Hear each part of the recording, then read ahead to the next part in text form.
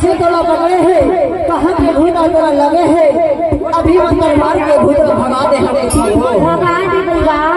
अरे मेहमान बन बैठा न हो, वह बहुत बड़े बैठा हो, हीरापुर ले आए हो जाने। हाँ अरे तहाँ बहुत बुरा में आए हो सुना।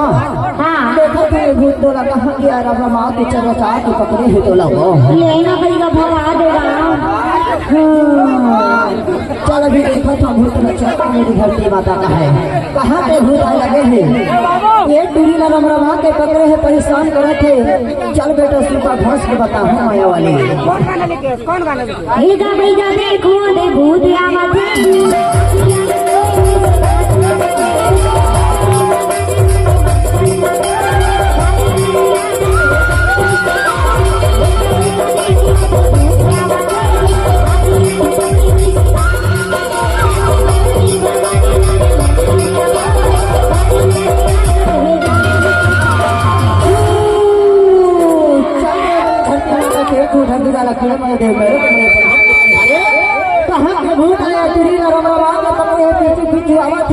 जहाँ से आए वहाँ चल देता है।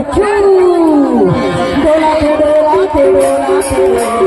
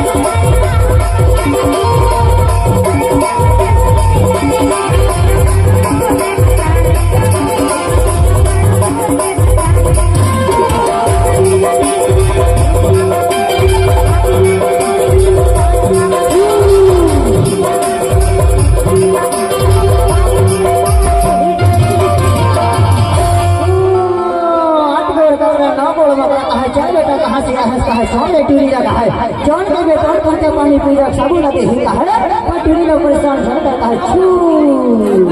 डोला दे डोला दे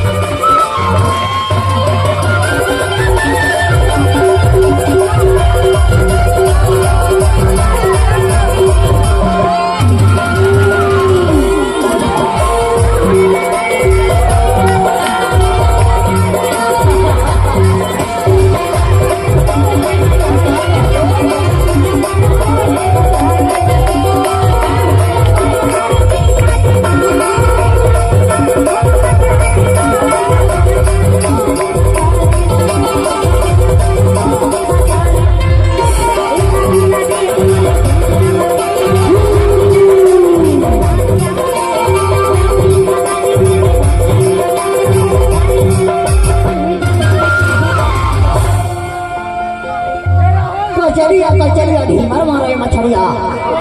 ए बेटा भूत मैं कहाँ आया है,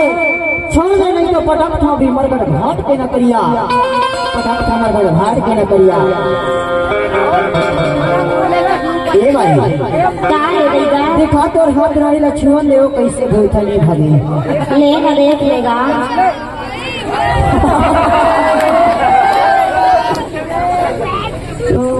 चल रे मेरी धरती माता के भूखा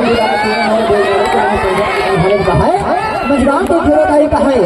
चल रे मेरी कोलकाता के काली रतनपुर के महामाया के जोगनगढ़ के कमलेश्वरी मैया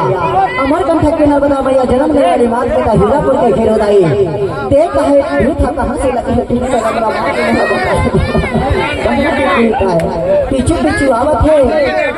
का चीज में मान ही का कैसे मान ही पे वाले मोरा पता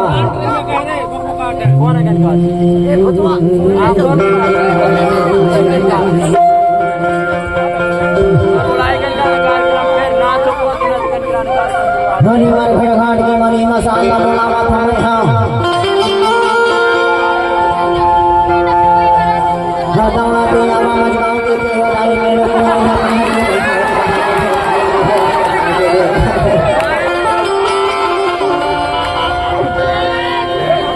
की बमनी के में हो गया का है कि जिला हुआ के मन में हो गया है कि पति का मन में देखे तो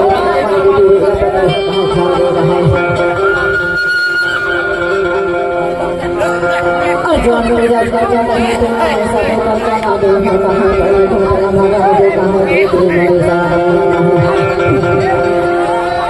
डोलाते डोलाते